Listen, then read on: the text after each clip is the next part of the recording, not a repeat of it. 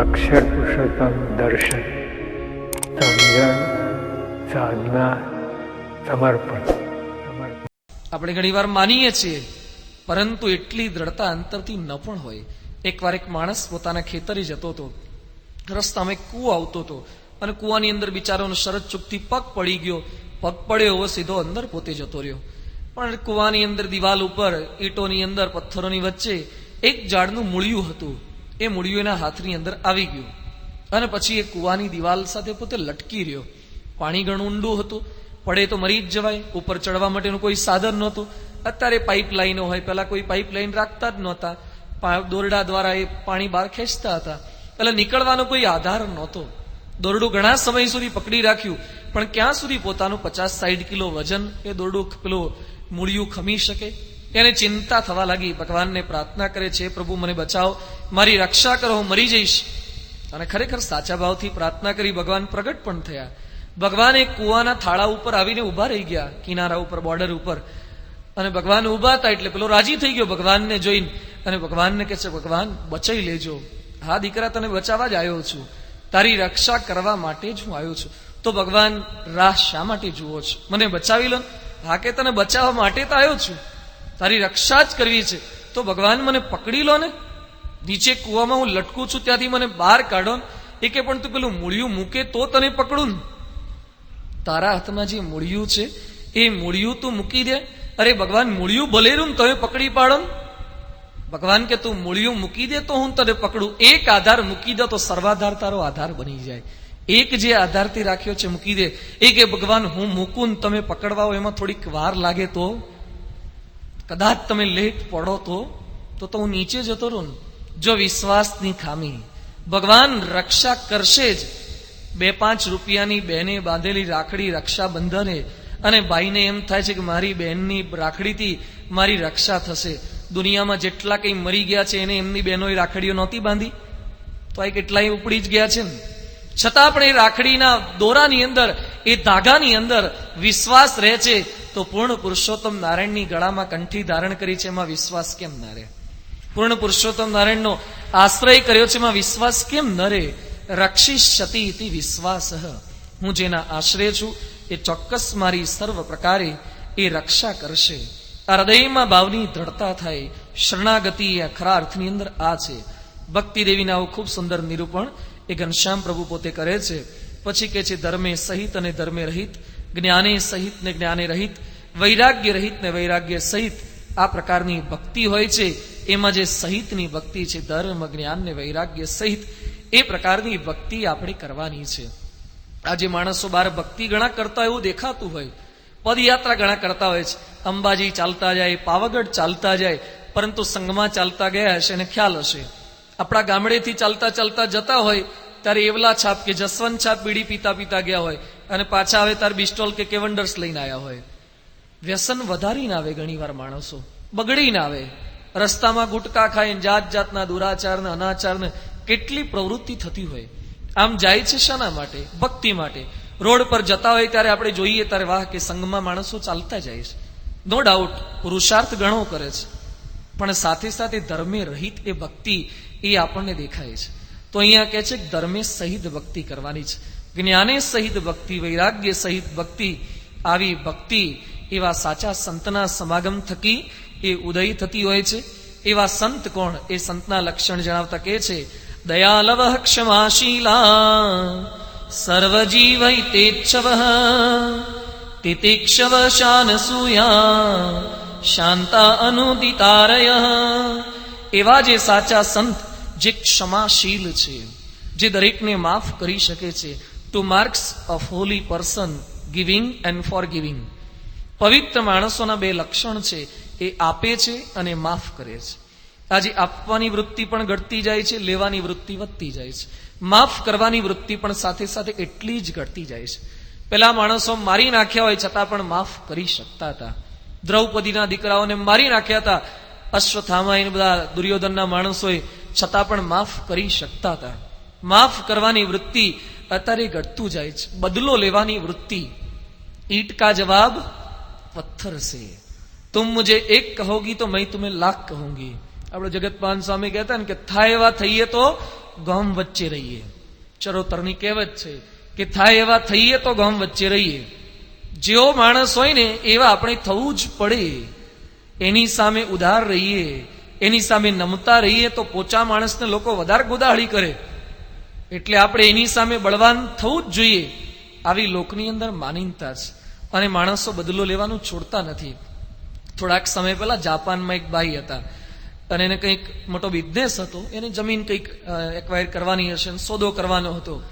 એક મોટા માણસ સાથે સોદો કરવાનો હતો, વેચવાની હતી. પેલા ભાઈ ખરીદવાના હતા. એમાંથી આને લાખો કરોડો રૂપિયાનો બેનિફિટ થવાનો હતો. પછી હોટલની અંદર આ લોકોની મીટિંગ એરેન્જમેન્ટ થયું હતું. એમાં કોફી કે કંઈક પીતા હશે. બે જ માણસો હતા, સામે પેલો લેનાર, આ ભાઈ વેચનારા હતા. અને પછી ચા કોફી પીતા હતા. એમાં એક માખી આવી અને ઉડાડવા માટે એણે પ્રયત્ન કર્યો. એક વાર ઉડાડી છતાં પણ માખી પાછી આવી. બીજી વાર ઉડાડી છતાં પણ માખી પાછી આવી. ડિસ્ટર્બ કર્યા કરતી હતી. પેલા ભાઈ થોડાક આકડા ઉતાવળા થઈ ગયા. માખી ઉડાડવા માટે ઝાપટ મારી માખી તો ઉડી ગઈ, પણ બાજુમાં જે લેનારા બેઠા હતા ને એની રકાબીમાંથી કપાઈ ઉડી ગયો. આમ હાથ થોડોક જોરથી થઈ ગયો, કપ ઉડી ગયો એટલે પેલી કોફી ઢોળાઈ ગઈ ને પેલા ભાઈના શરીર પર ખમીસ ઉપર પડી. પેલા ગુસ્સે થઈ ગયા. સોદો કરવાની વાત તો બાજુ પર રહી, પણ ગાળો બોલીને ત્યાંથી ડિસ્ટર્બ થઈને જતા રહે. પરદેશના માણસો બહુ સેન્સિટિવ માણસો, સહેજ છાંટા ઉડે તોય જતા રહે. આપડા તો નીચે ઢોળાયેલી ચાટી જાય, આ તો સહેજ આમ છાંટો પડે ને પાછા જતા રહે. ગુસ્સે થઈ ગયા એટલે પછી સોદો આખો કેન્સલ થઈ ગયો. અને પછી પેલા માણસે મનમાં નક્કી કર્યું કે મારો જેટલો કઈ લાખો કરોડોનો બેનિફિટ થવાનો હતો એ ન થયો, મારો સોદો નિષ્ફળ ગયો. એનું એકમાત્ર કારણ કોણ છે? કોણ હતું કારણ? માખી. એક વાક્યમાં જવાબ આપો, એક શબ્દમાં જવાબ આપો. કોણ હતું? માખી. અને એને નક્કી કર્યું લિટરલી મારે બદલો લેવો છે. કોની સાથે બદલો લેવો છે? માખી સાથે. ખાલી એ માખી સાથે નહીં, આખી માખીની જાત સાથે બદલો લેવો છે. એટલે પેલો દરવાજો બંધ કરીને પેલી જે માખી નડતી તેને તો ગમે ત્યાંથી હોધી કરીને એ નહીં હોય તેની બેન હશે પકડીને મારી જ નાખી. અને પછી એને લિટરલી નક્કી કર્યું કે હવે બદલો લેવો છે. તે ધંધો શરૂ કર્યો. શેનો? માખી મારવાનો. નહીં, ઘણી વાર કહીએ ને શું કરે છે કે માખો જ મારતા હોય છે. બિચારો કઈ માખીઓ ન મારતો હોય, નવરો બેઠો હોય, ઉડાડતો હોય. માખી મારવાના ધંધા કોણ કરે? પણ આણે તો નક્કી કર્યું કે માખી મારવી છે. દિવ્ય ભાસ્કરમાં 2 કે 3 વર્ષ પહેલા એ ભાઈનો ફોટોગ્રાફ પણ આવ્યો હતો. એણે માખી સાથેનો બદલો લેવા માટે 18 કિલો માખો મારી. કેટલી? ઓહો થઈ ગયું ને બધાને. 18 કિલો માખોનો ઢગલો બતાવ્યો હતો અને બાજુમાં પેલા ભાઈને બાજુ પર ઉભા રાખ્યા હતા. એ કે માખીએ મારો ધંધામાં ખોટ લીવડાવી એટલે એનો બદલો મારે લેવો છે. જો માણસની વૃત્તિ જ આ જાત જાતના મોટા મોટા માણસોની અંદર પણ આ પ્રકારનું, ભલે માખી ન મારતા, એ લોકો માણસ મારતા હોય. બદલો લેવાની વૃત્તિ સતત એ માણસની અંદર રહ્યા જ કરે છે. છોકરા સભામાં બેઠા હોય અને કોકનો ઢીચણ સહેજ અડી જાય ને તરત એના ઢીચણ પર પછાડશે, ટપલી મારશે, ચૂંટલી ભરશે. સભામાં આપણે આવતા હોય ને પાછળથી સહેજ ધક્કો લાગે ને, પાછળથી ધક્કો લાગ્યો એટલે આપણે આગળથી પાછળ ધક્કો મારીએ. તરત બદલો લેવાની વૃત્તિ એટલી માણસ માત્રની અંદર રહેલ છે. પણ એવા જે સાચા સંત છે, ક્ષમાશીલા, જે દરેકને માફ કરી શકે છે. ગાંધીનગર અક્ષરધામમાં જેને આતંકવાદી હુમલો કર્યો હતો, સ્વામી શ્રી ત્યાં પધાર્યા. થોડાક સમય પછી સ્વામીએ જ્યાં જ્યાં માણસોના મૃત્યુ થયા હતા દર્શનાર્થીઓના, એ દરેક જગ્યાએ પુષ્પ છાંટ્યા. પછી ફરતા ફરતા જોતા જોતા આગળ અક્ષરધામની પરિક્રમાથી બહાર બુક સ્ટોલની બહાર પધાર્યા. સંતોએ વાત કરી કે સ્વામી અહીંયા પેલા 2 આતંકવાદી આવ્યા હતા, NSGના કમાન્ડો દ્વારા અહીંયા ઠાર થયા હતા. બાપાએ પુષ્પ લઈ અને ત્યાં પણ પુષ્પ છાંટ્યા. સ્વામી બાપા શું બોલ્યા? આ જન્મે તો એને ખોટું કર્યું છે, લોકોને રંજાડ્યા છે, મારી નાખ્યા છે, પણ ભગવાનને પ્રાર્થના કરીએ કે એને સદબુદ્ધિ આપે જેથી એની સદગતિ થાય. આ પ્રમુખ સ્વામી મહારાજની ક્ષમા ભાવના છે. જેણે અક્ષરધામ ઉપર પોતાના હૃદય ઉપર હુમલો કર્યો હોય એને પણ આ રીતે માફ કરવા. એટલે તો લોકની અંદર ભારત વર્ષની અંદર કહેવાતું હતું કે બદલો લેવાની ભાવના તો કેવી? પ્રમુખ સ્વામી મહારાજ જેવી. જે પ્રતિકાર કરવો છે, શાંત ક્રાંતિના પ્રણેતા આ સાચા ગુણાતીત સંત હોય છે. ક્ષમાશીલા, સર્વજીવ હિતેચ્છવ, એ દરેકનું સારું ઈચ્છે છે. જીવ પ્રાણી માત્ર, એના મનમાં કોઈ જ ભેદભાવ નથી. સુરતમાં પૂર આવ્યું અને રિપોર્ટમાં પ્રસંગ આવ્યા છે કે સંતો જયારે રાહત કાર્ય કરવા જતા હતા અને સ્વામી બાપા ફોનમાં સંદેશ આપતા કહેતા, સ્વામી કે કોઈ ભેદભાવ ન રાખતા, દરેક જ્ઞાતિના જાતિના દરેકને મદદ કરજો. એ મુસલમાન હોય, ખ્રિસ્તી હોય કે પટેલ વાણિયા બ્રાહ્મણ હોય, દરેકને જેટલી સહાય જોઈએ એને દરેકને પૂરતી માત્રામાં સહાય આપજો. સર્વજીવ હિતેચ્છવ તિતિક્ષવ એ સહનશીલ છે, દરેકનું સહન કરે છે. મારા તમારામાં દરેકમાં એક લિમિટ હોય છે. ઘણા આપણને મળે ને, સ્વામી બહુ સહન કર્યું. હવે તો કંઈક લિમિટ હોય ને, સહન કરવાની કંઈક હદ હોય ને. જો મારા તમારા દરેકના મોઢામાંથી આ શબ્દ નીકળી જાય છે કે કંઈક લિમિટ હોય ને, ક્યાં સુધી સહન કરવાનું. આ વખતે સારંગપુરમાં બાપાની હાજરીમાં રાજકોટના હર્ષદ રાણા નૈરોબી રહે છે ત્યાં હતા, અને પછી એમણે બાપાને પ્રશ્ન પૂછ્યો કે સ્વામી શ્રીજી મહારાજે સહન કર્યું, ગુણાતીતાનંદ સ્વામીએ સહન કર્યું, શાસ્ત્રીજી મહારાજ, યોગી બાપાને આપ આ સહન કરવાનું ક્યાં સુધી ચાલુ રાખવાનું છે? હવે તો પોલિસી બદલો, હવે તો કંઈક સામે ફટકારવાની પોલિસી લાવો, કંઈક ક્યાં સુધી સહન કરવાનું? એ વખતે સ્વામી શ્રી એક વાક્ય બોલ્યા કે રાણા, જ્યાં સુધી બ્રહ્મરૂપ ન થઈએ ને ત્યાં સુધી સહન કરી જ જવાનું. જો આ ગુણાતીત પરંપરાનો આદર્શ આ છે. બ્રહ્મરૂપ થયા પછી પણ સહન કરવાનું તો ચાલુ જ રહે છે. એ નથી સહન કરતા મારું તમારું બધાનું, એ બ્રહ્મરૂપ જ છે ને, એ તો બ્રહ્મ સ્વરૂપ છે, છતાં પણ સહન કરે છે, પછી એને લાગતું નથી. તો સહન કરવાની વૃત્તિ આજે પરસ્પર આ ભાવના ઘટતી જાય છે. પતિ પત્નીનું સહન કરી શકતા નથી, પત્ની પતિનું સહન કરી શકતા નથી, સાસુ વહુનું સહન કરી શકતા નથી, અને સતત બદલો લેવાની વૃત્તિ. એટલે કુટુંબમાં ઝઘડા થાય છે. કોઈનો શબ્દ સહન ના થાય, કોકની કંઈક ભૂલ થઈ હોય એ સહન ન થાય, એટલે પ્રશ્નોની પરંપરા સર્જાય છે. તિતિક્ષવ સહનશીલતા માણસોની ઘટતી જાય છે. જીત કામહ, જેને કામનાને જીતી લીધી છે, એમને તો જો કે જીતવાનું છે જ નહીં, એમનામાં કામના છે જ નહીં, પણ છતાં પણ જે આવા નિષ્કામી પુરુષ છે એવા સંતનો સમાગમ કરવાનો છે. નિર્મદાહ, જે મદથી રહિત છે, જેની અંદર કોઈ પ્રકારનું માન નથી. આવા દિવ્ય અને ભવ્ય કાર્ય કર્યા પછી પણ માન ન આવવું. દિલ્હીનું અક્ષરધામ સ્વામી બાપાએ જે બાંધ્યું છે, આપણે સહેજ કામ કર્યું અને માન આવી જ જાય. હા, સારું બોલવાનું, સારું લખવાનું, સારું દોરવાનું, સારું બનાવવાનું, સારું ખાવાનું, દરેક પ્રકારે માણસોમાં દરેક ક્રિયાનું માન માણસમાં આવી શકે. સર્વ ક્રિયાનું માને માણસની અંદર આવી શકે છે. પણ આ સંત જેટલી કઈ ક્રિયા કરે છે, દરેક ક્રિયા એ માન થકી રહિત કરે છે. દિલ્હીમાં કેટલું ભવ્ય અક્ષરધામ બન્યું છે, અને કેટલા માણસો વખાણ કરે છે. અબ્દુલ કલામ ત્યાં પોતે પધાર્યા હતા, અક્ષરધામનું ઉદ્ઘાટન થયું, વડાપ્રધાન પોતે પધાર્યા હતા. ઉદ્ઘાટન પછી અબ્દુલ કલામ ત્યાંથી પસાર થતા તેમણે સાંઈ બાપાનો હાથ પકડ્યો, અને નીકળતા નીકળતા સાંઈ બાપાએ સંતોને વાત કરી કે સાહેબને વાત કરો કે સાહેબ, આપનું સપનું છે કે 2020માં વિઝન ઇન્ડિયા 2020 ભારતને એ મહાસત્તા બનાવી છે, એમ અમારું પણ સપનું છે કે ભારત એ વિકાસ પામે, તો આપણે સાથે મળીને કાર્ય કરીશું. સંતોએ અંગ્રેજીમાં ભાષાંતર કરી આપ્યું કે Swamiji says that we will work together, આપણે સાથે કામ કરીશું. અબ્દુલ કલામ તરત જ કહે છે, ડોન્ટ સે, આવી વાત ન કરો તો શું, I will work surrender to him, હું એમના હાથ નીચે રહીને કામ કરીશ. એક દેશના રાષ્ટ્રપતિ 6 ચોપડી ભણેલા પ્રમુખ સ્વામી મહારાજને કહે છે, હું આપના હાથ નીચે રહીને કામ કરીશ. રાષ્ટ્રપતિ એમનું કહ્યું કરવા તૈયાર છે, આપણા ઘરવાળા આપણું કહ્યું નથી કરતા. આ રાષ્ટ્રપતિ કહે છે તમે કહેશો એમ હું કરીશ, આપણા છોકરા આપણું કહ્યું નથી કરતા, અને તોય આપણને માન આવે, અને અમને કોઈ પ્રકારનું માન નથી આવતું. અક્ષરધામના ઉદ્ઘાટનની સભાના દર્શન કર્યા હશે. ઉદ્ઘાટનના આશીર્વાદમાં બાપા એક જ પ્રકારનું વાક્ય 3 થી 4 વખત બોલ્યા છે, આ અક્ષરધામ જે અમે કર્યું છે એ કોઈની સાથે સ્પર્ધા માટે નથી કર્યું, કોઈને પાછા પાડવા નથી કર્યું, કોઈની બરોબરી કરવા નથી કર્યું, કેવળ અમારા ગુરુના સંકલ્પથી આ અક્ષરધામ બનાવ્યું છે. આ કોના મોઢામાંથી શબ્દો નીકળે? જો નિર્માની પણ આ સ્વામીશ્રીનું આ છે. આવા જે સંત એનો સમાગમ કરીએ તો આપણા હૈયાની અંદર ભક્તિ એ બધી ઉદય થતી હોય છે. આ પ્રકારે ઘનશ્યામ પ્રભુએ પોતાના માતુશ્રીને આ ઉપદેશ આપે છે. આવા જે સાચા સંત છે એનો સમાગમ કરો.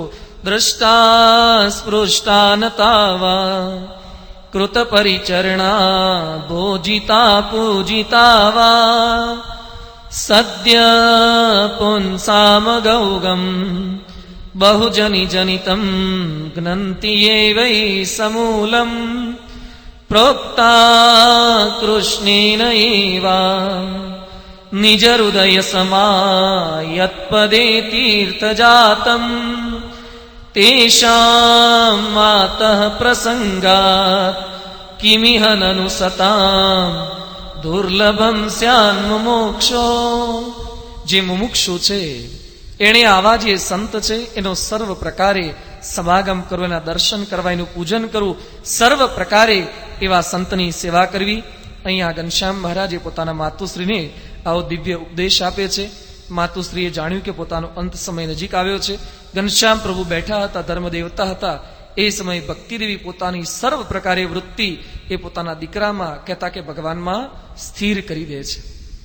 અંત સમયે પણ ભગવાનમાં વૃત્તિ સ્થિર થવી કઠણ છે. પહેલેથી ટેવ પાડી હોય તો થાય. હા, આપણે એમ વિચાર કરીએ છેલ્લે છેલ્લે ભગવાનનું ભજન કરી લઈશું, છેલ્લે કાંઈ જ ન થાય. પહેલેથી ટેવ પાડવી પડે છે, એ પ્રકારની પ્રેક્ટિસ પાડવી પડે છે. આજે મોટા ભાગના અહીંયા જેટલા કંઈ બેઠા હશે ને, જે રાઈટી છે, જે જમણા હાથે લખવાની પ્રેક્ટિસ વાળા છે, જે કામ કરવાની પ્રેક્ટિસ વાળા છે, જમણા હાથે મોટા ભાગે આપણે ડોલ ઉચકી શકીશું, કામ કરી શકીશું, અને ડાબા હાથે એની જ ક્રિયા કરવા જજો, નહીં થાય.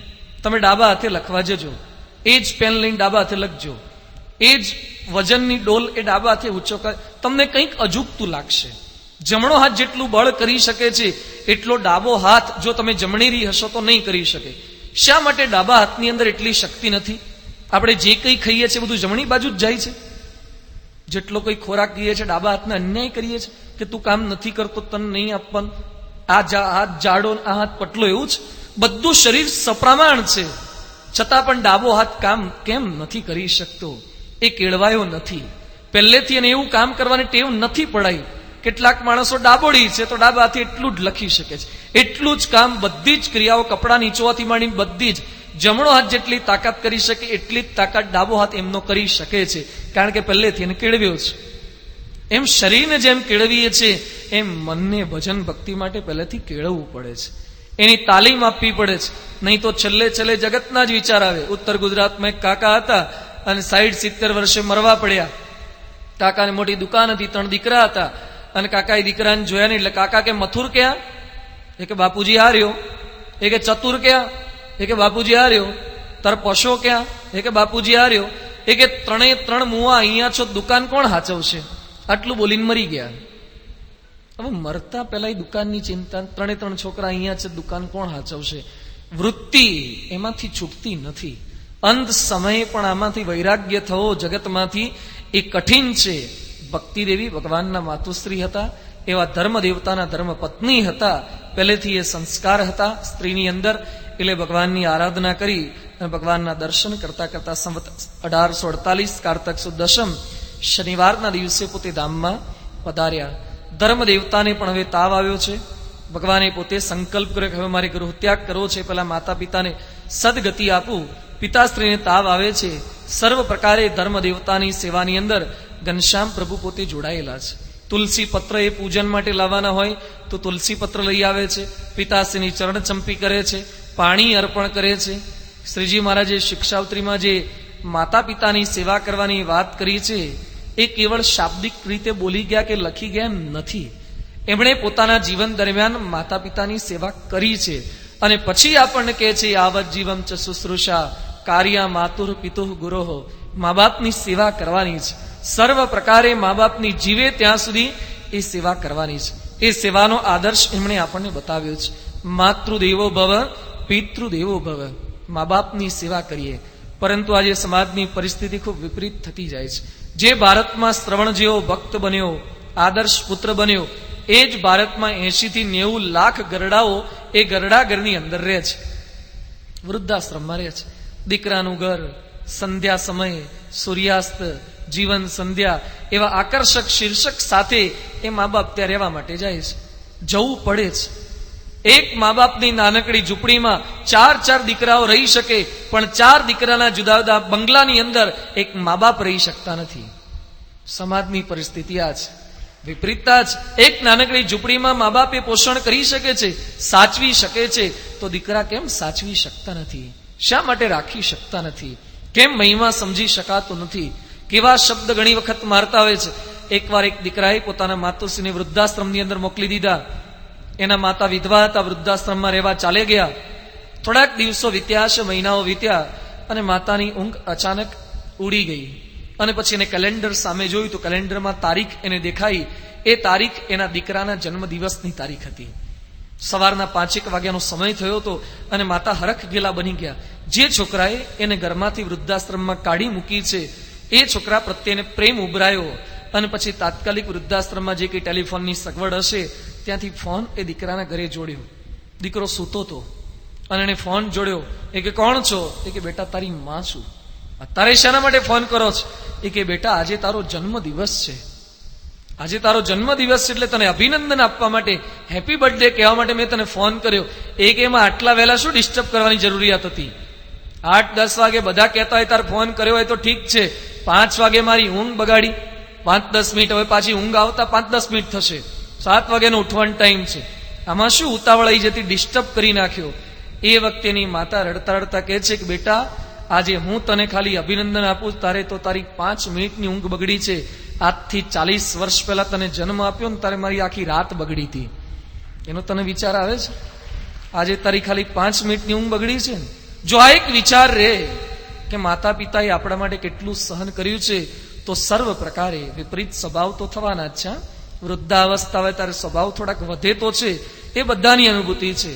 કયું ન કરે, જાત જાતની ટકટક થાય, બધું વધે, પણ એની વચ્ચે એના ગુણોનો કંઈક વિચાર કરીએ. એને જે આપણને સંસ્કાર આપેલા છે, અથવા તો સંસ્કાર ન સમજીએ તો જે કંઈ શરીરની ભેટ આપી છે એટલો ઉપકાર માનીએ તો પણ આપણે એને રાખી શકીએ છીએ. પરંતુ વિપરીતતા જેમ જેમ કળિયુગ વધતો જાય છે, આધુનિક સંસ્કૃતિ આવતી જાય છે, એની અંદર આ અધઃ પતન આપણા માનવ મૂલ્યોનું, હિન્દુ સંસ્કૃતિના આ ભાવનાઓનું, વિભાવનાઓનું એ ખંડન થતું હોય એવું આપણને દેખાય છે. એટલે મા બાપની સેવા સરભરા કરવી એ ઘનશ્યામ પ્રભુમાંથી આપણને શીખવા મળે છે. આ એ બધી વાતો જયારે મેં પારણમાં કરીએ ને ત્યારે જેટલા ગરડા હોય ને ખુરશી પર બેઠેલા હોય બીજા બધા બહુ રાજી થાય. નાના સ્વામી આવી વાતો થોડી કરો જ કે ખરેખર આની સમાજમાં બહુ જરૂરિયાત છે. છોકરા કે છોકરાની વહુ અમને સાચવતી જ નથી. પણ ખાલી એવું નથી, ખાલી દીકરાઓ કે દીકરાની વહુના જ વાંક નથી હોતા, ડોહાન ડોહીના ઘણા વાંક હોય છે. એ લોકો સમજતા નથી. આપણે શાંતિ રહેવું હોય તો આપણે થોડુંક આપણું ઘડતર એ કરવાની જરૂરિયાત હોય છે. શાહબુદ્દીન રાઠોડે એક પુસ્તક લખ્યું છે, દુઃખી થવાની કળા. એમ મેં જયારે રાજકોટ શિક્ષાવત્રી પારાયણ કરી હતી ત્યારે 25 મુદ્દાના આધારે મા બાપોએ વિકસાવેલી દુઃખી થવાની કળા. કોણે વિકસાવેલી? મા બાપોએ વિકસાવેલી દુઃખી થવાની કળા. તો મા બાપ ઘણીવાર દુઃખી થાય છે, આપણી કળાને લીધે દુઃખી થઈએ છીએ. છોકરાઓને ઘણીવાર દુઃખી નથી કરવા હોતા, પણ આપણા એવા સ્વભાવ ટક ટક કર્યા જ કરે નાની નાની વાતની અંદર.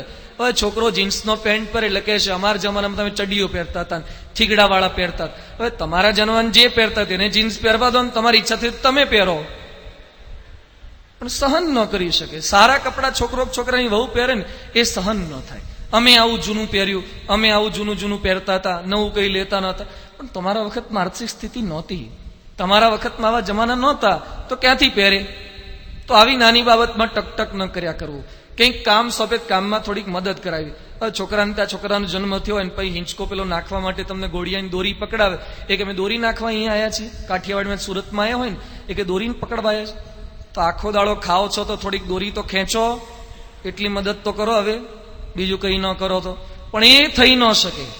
અને પછી કે છોકરો અમને રાખતો નથી, ક્યાંથી રાખે? તો તમે એના છોકરાને રાખો તો એ તમને રાખે. કંઈક મદદરૂપ તો થવું પડે ને. કંઈ મદદ કરવાની ભાવના જ નહીં. હવારના ગરડા માણસને છે ને ઊંઘ ઓછી આવે. રાત્રે એક તો વહેલા હોઈ ગયા હોય અને પાછા હવારના પોરમાં વહેલા ઉઠી જાય, 4-4 વાગે 4:30 વાગે ઉઠી જાય. ઉઠે એની ના નથી, પણ પાછા બાથરૂમમાં ડોલો ખખડાવે ને પાણીના નળ ચાલુ કરી દે ને ધમાચકડી કરે. તો પેલા એ કે ઉઠો કે પ્રાત થયું મને મોહન પ્યારા. પણ તમે હોય ઉઠો ને ગામ આખાનું કયા ઉઠાડો છો? છોકરાઓને બધાને ડિસ્ટર્બ કરી નાખે. એ કે ઉઠતા નથી. તો વહેલા આપણે ઉઠો એની ના નથી, પણ છોકરાને છોકરાની વહુને હું કરા હેરાન પરેશાન કર્યા કરો છો? એમાં નડ કરે એવું ન કરવું. એ પણ દુઃખી થવાની કળા છે. બહાર જતો હોય છોકરો ને છોકરાની વહુ, એ કે અમે ભેગા, અમને લઈ જાઓ.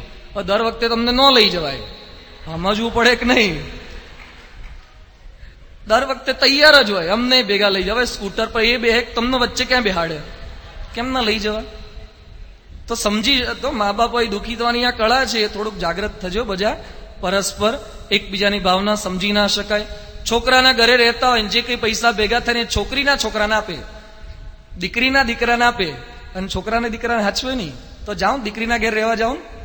તમને રાખે છે દીકરો, તો દીકરીના દીકરાઓને કેમ વધારે હાચવો છો?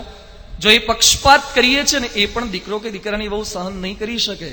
એટલે આ બધી દુઃખી થવાની કળાઓ છે. એ લાંબુ ચાલે પાછું પારાયણ રહી જશે. પણ કહેવાનો મુદ્દો એ છે કે આપણે જે કરવાનું છે કુટુંબની અંદર સુખ શાંતિથી રહી શકાય એના માટે પરસ્પર બંનેની કંઈક ફરજ હોય છે. એ મા બાપ એ દીકરાની વહુને સમજી શકે, દીકરોને દીકરાની વહુ એ મા બાપને સમજે તો ખૂબ સુખ શાંતિથી, નાના મોટા પ્રશ્નો તો થવાના, મતભેદ તો થવાના, પણ પરસ્પર જતું કરવાની ભાવના હોય તો સુખ શાંતિથી રહી શકાય છે. અહીંયા અક્ષર પુરુષોત્તમ દર્શન, સમજણ, સાધના, સમર્પણ.